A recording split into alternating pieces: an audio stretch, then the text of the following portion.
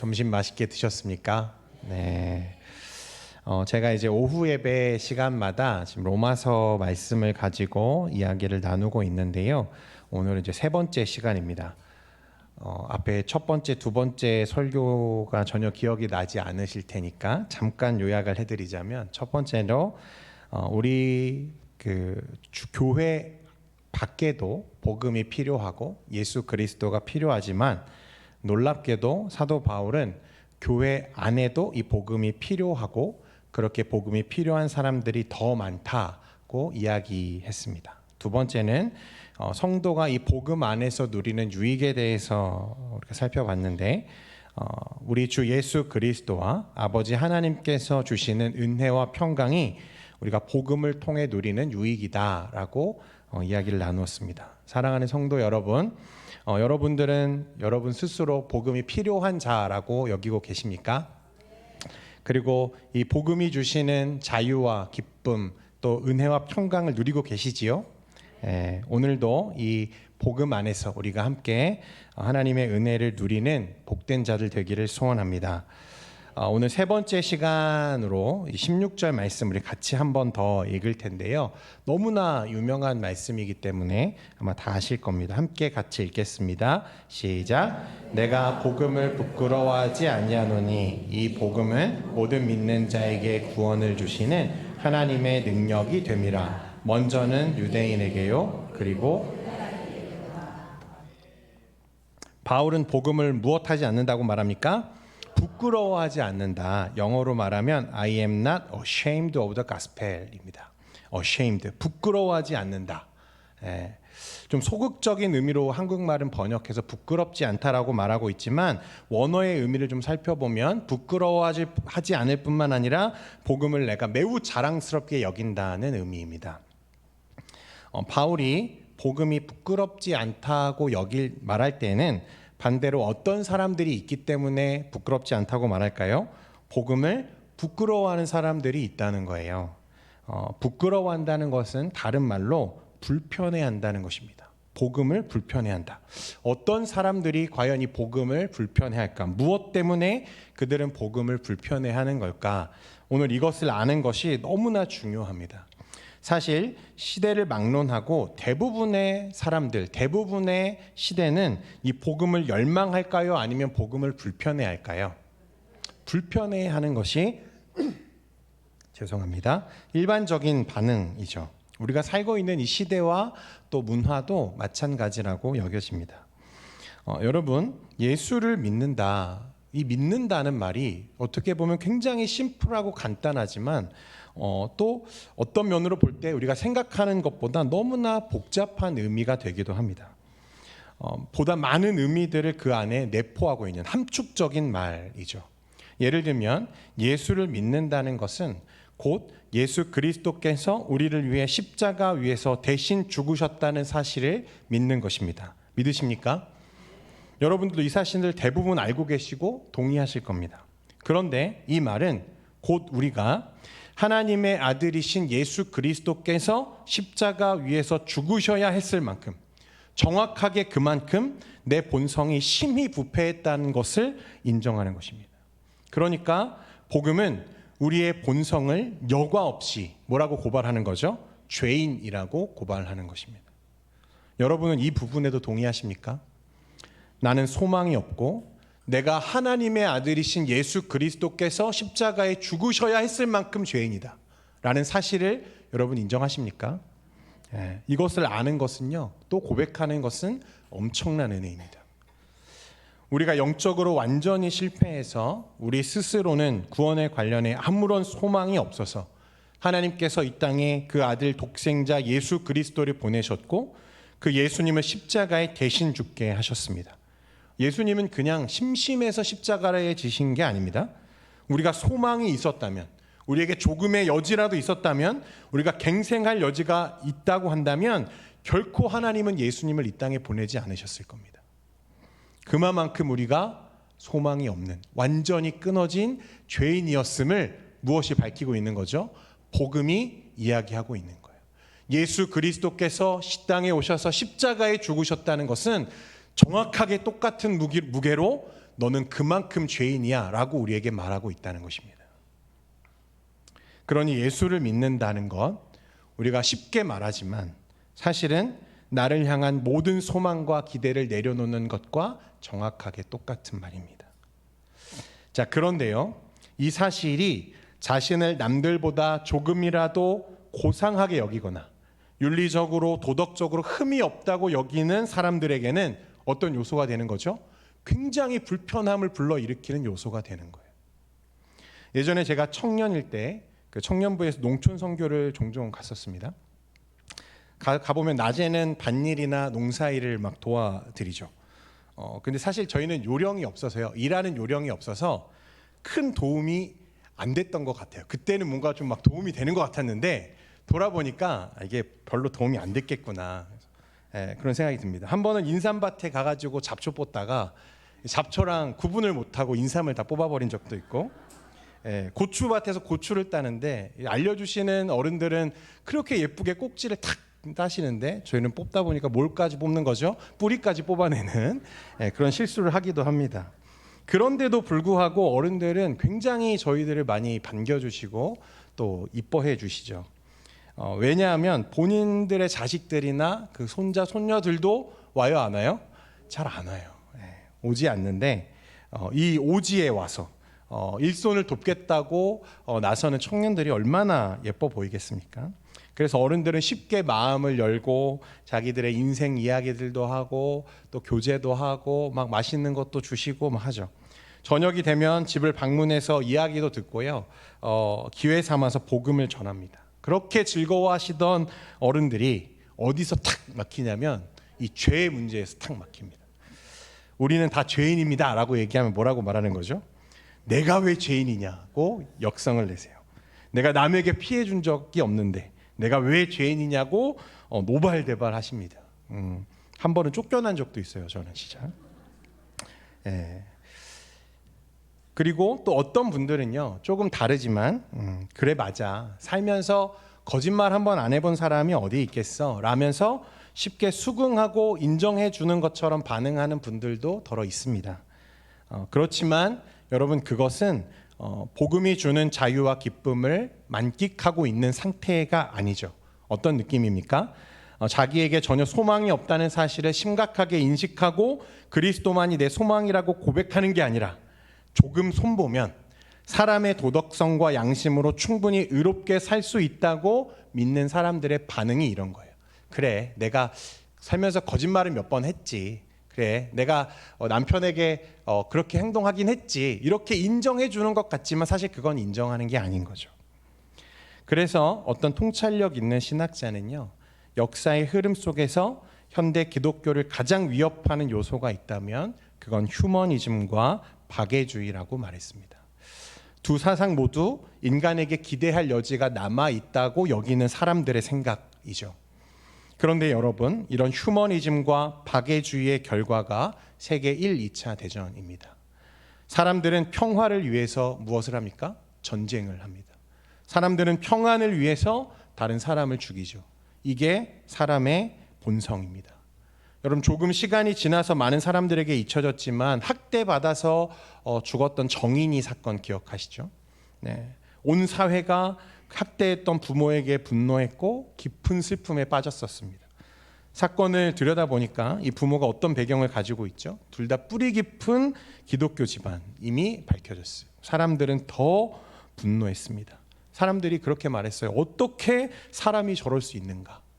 여러분들도 그랬죠? 정말 금수만도 못하다. 여러분, 근데 이런 이야기 들으면 동물들이 화를 낼까요, 안 낼까요? 화를 냅니다. 왜 그렇습니까? 잘 생각해 보면요, 사람들만 그렇게 해요. 그 어떤 존재도 이렇게 행동하는 존재가 없죠. 오직 사람만 그렇게 합니다. 동물들은 생존을 위해서 다른 생명을 취하지만 사람은 자신의 욕심과 욕망 때문에 다른 이들의 생명을 해합니다. 오직 사람만이 쾌락을 위해서 이성을 넘어서는 행동을 하죠. 오늘날 저 사회의 문화가 얼마나 음란하고 또 타락했는지를 보십시오. 동성애, 소아성애, 기계성애, 이 숱한 더럽고 추악한 죄악들을 보십시오. 오늘날 사람들은 박애주의와 휴머니즘, 인권을 이야기하지만 여러분, 사실 인간에게는 기대할 만한 소망이 있습니까? 없습니까? 전혀 없다는 거예요. 복음은 우리에게 이것을 말합니다. 사람은 안 그럴 거야. 좀 더 나은 세상이 올 거야. 좀 더 나은 세상을 만들 수 있을 거야 라고 말하는 건 전부 사탄의 속삭임이고 거짓말입니다. 인류 역사 이래 단 한 번도 그런 세상은 만들어진 적이 없기 때문에 그렇습니다. 우리가 얼마 전에 투표를 했죠. 물론 여러분들은 각자 지지하는 정당들이 있으실 겁니다. 그런데 보니까 이쪽이 돼도 저쪽이 돼도 저는 크게 다른지 잘 모르겠습니다. 누가 돼도 고만고만한 것 같습니다. 색깔을 떠나서 사람은 다 어떤 거죠? 죄인인 거죠. 성경은 인류가 죄로 말미암아 하나님과 멀어졌을 때 이미 모든 소망에서 끊어졌다고 선언합니다. 우리는 영적으로 완전히 실패했고 그래서 예수 그리스도 저 하나님의 아들이신 그분이 십자가에 죽어주셔야 했을 만큼 부패했다고 말씀하고 있습니다. 이것이 사람들이 복음을 싫어하는 이유입니다. 예수를 믿는다는 것은 그런 거예요. 여러분, 이런 게 복음이죠. 우리의 본성과 인류의 참담함을 그대로 마주해 보지 않고서는, 그래서 그 악함과 제약된 자신의 모습 속에서 철저하게 절망하지 않고서는 예수 그리스도의 복음은 그저 흔해 빠진 처방전 정도로 여겨질 뿐입니다. 복음을 불편하게 여기는 사람들, 또 불편하게 여기는 이유는 또 있습니다. 성경은 놀랍게도 이 복음과 또 복음을 통해 누리는 모든 유익이 우리에게 공짜라고 말하고 있기 때문에 그렇습니다. 여러분, 공짜라는 것은요, 이 복음의 가치가 공짜라는 것이 아니고 복음을 위해서 우리가 지불한 대가가 전혀 없다는 뜻입니다. 그야말로 하나님이 우리에게 선물로 이 구원을 주셨다는 거예요. 예전에 한 목사님이 섬기는 그 교회에서 신방을 가셨는데, 신방을 딱 마치고 이제 집안을 좀 이렇게 둘러보니까 아주 낯익은 사람의 사진이 걸려 있더랍니다. 자세히 보니까 대통령이에요. 그래서 목사님이 물어보셨어요. 남편분이 대통령과 사진을 찍으셨네요? 라고 운을 떼자마자 드렸던 예배 시간보다도 훨씬 더 긴 시간 남편이 그동안 살아왔던 인생에 대한 업적에 대해서 이야기해야 했다고 합니다. 자랑하는 거죠. 이래서 상을 받았고 인정받았고 이런 업적이 있고 막 자랑을 하는 거예요. 여러분, 보통 그렇잖아요. 집에 가보면 남편이나 자녀들 혹은 자녀들의 명문대 졸업장들과 사진이 어디에 있습니까? 거실 제일 한가운데 딱 걸려 있죠. 자랑하고 싶은 거죠. 보통 우리가 이룬 업적들과 성과들을 자랑하고 싶어하고 드러내고 싶어합니다. 이만큼 노력했어, 나는 이만큼 성취했어 라고 드러내고 싶은 거죠. 그런데 복음은 얼마라고요? 공짜라고 성경은 말합니다. 보통 우리가 어디서 공짜로 받은 거 남에게 자랑합니까? 안 합니까? 안 하죠. 성경은 우리의 구원에 우리가 기여할 어떤 가능성도 존재하지 않는다고 말합니다. 이것이 사람들을 불편하게 만드는 요소가 된다는 거예요. 하나님의 구원과 구속에 있어서 내가 할 수 있는 것이 아무것도 없다는 것, 내가 성취하고 내가 보탤 수 있는 가능성이 조금도 없다는 것, 그것이 사람들을 불편하게 만드는 요소입니다. 기독교를 제외한 어떤 종교도 여러분 공짜 복음을 가르치는 경우는 없습니다. 뭘 해야 된다고 말하죠? 고행, 수련, 선행, 노력, 희생, 헌신을 통해서 우리가 무엇 받는다고 말합니까? 구원받을 수 있고 좀 더 나은 내세의 삶을 살 수 있다고 가르치는 모든 종교들을 보십시오. 그러니까 그들은 모두 자신의 행위에 의존하는 종교들인 것입니다. 그러나 성경은 가장 온전했던 아담이 온전한 순종에 실패했고 그 후에 어떤 누구도 자신의 행위로 하나님 앞에 설 수 있다고 말합니까? 없다고 말합니까? 없다고 선언하는 거예요. 그것이 사람들이 복음을 불편하게 여기는 두 번째 요인입니다. 여전히 사람들은 어떻게 믿죠? 하나님의 구원, 구속에 대해서 자신이 뭔가 기여할 만한 부분이 있을 거라고 생각하고 여기고 있다는 거예요. 그 작년대학 저희가 예전에 한참 모임할 때 제가 담당할 때요, 전도 폭발 훈련을 받아서 어른들께 복음을 전하고 영접기도 한 적이 있습니다. 그 전도 폭발 과정 중에 보면 어떤 질문이 있냐면 어떻게 하면 내가 천국에 갈 수 있을 것 같으세요? 라고 묻는 부분이 있어요. 그 부분에 교회를 30년, 40년 다녔던 어른들이 뭐라고 대답하는 줄 아세요? 착하게 살아야죠. 이렇게 대답하세요. 착하게 살면 천국 가는 거라고. 교회를 30년 다녔는데도 그렇게 생각하는 분들이 있더라고요. 여러분, 그래서 교회 안에도 무엇이 필요하다? 복음이 필요하다. 예수를 믿는다는 것은 나에게 아무런 소망이 없고 오직 예수님 아니고서는 내가 하나님 앞에 설 수 없다는 것을 인정하는 것과 같습니다. 세상과 사람들이 복음을 불편해하는 또 한 가지 이유는 이 그리스도를 믿는 것이 세상에서 말하는 좋은 것, 편한 것, 풍요로운 삶과 어떻게 되는 거죠? 더 멀어지는 길이기 때문에 그렇습니다.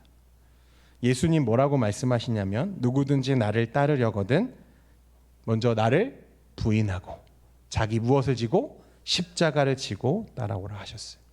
예수님이 걸어가신 십자가의 길이 꽃길이었습니까, 여러분? 아니죠. 고난과 희생과 섬김의 길이었습니다. 예수님은 우리에게 이 복음으로 물질적 풍요와 안녕을 가져다 주신다고 약속하신 적이 없습니다. 성경 그 어디에도 우리에게 그것을 보장하고 있는 말씀이 없어요.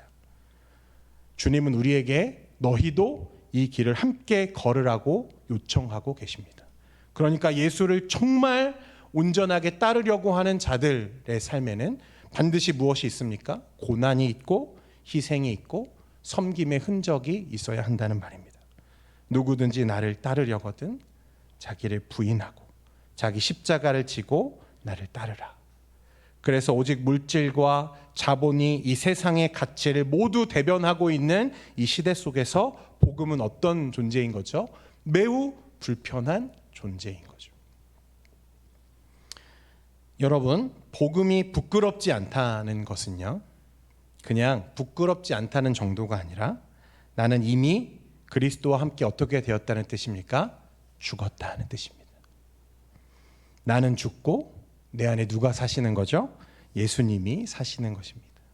혹시 내 삶에 아무것도 남지 않더라도, 아무것도 내 손에 줄 수 있는 것이 없더라도 오직 주님 한 분만으로 내가 충만하고 충분합니다 라는 고백이 바로 이 부끄럽지 않은 복음의 의미입니다.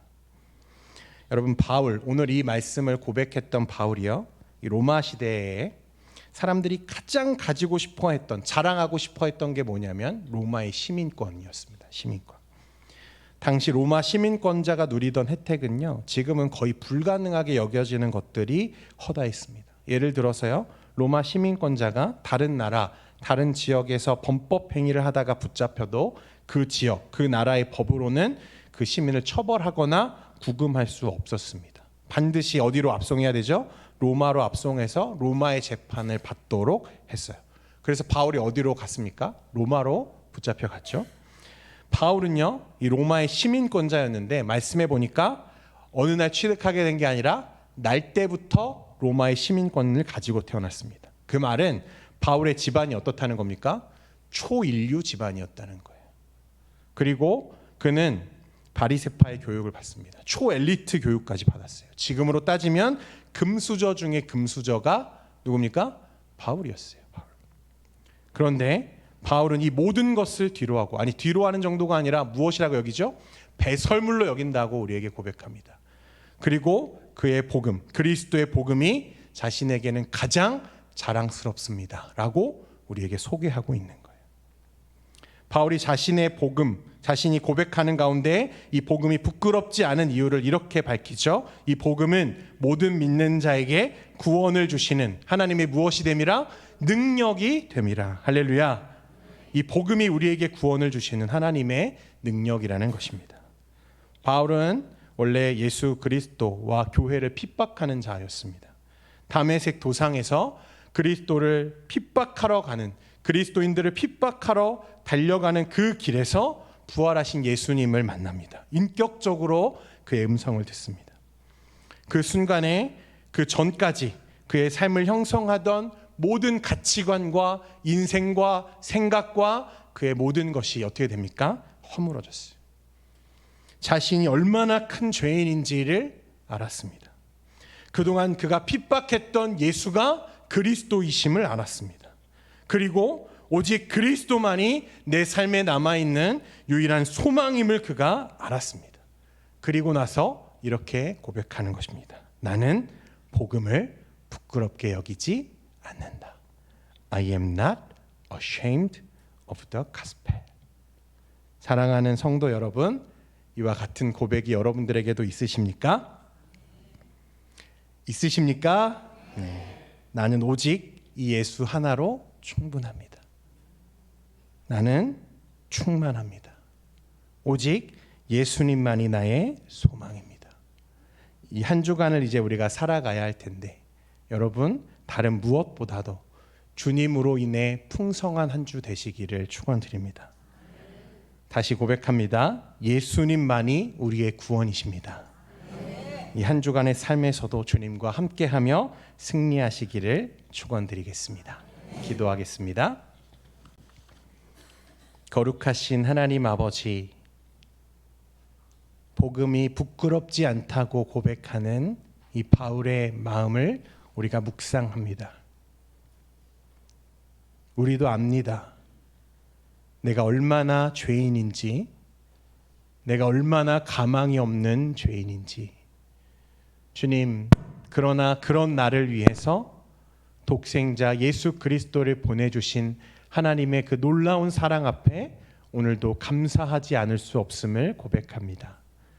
주님, 이 사실 하나만으로도 우리가 얼마나 부요하고 얼마나 충만한지를 고백할 수 있는 우리 모든 성도들 되게 인도하옵소서.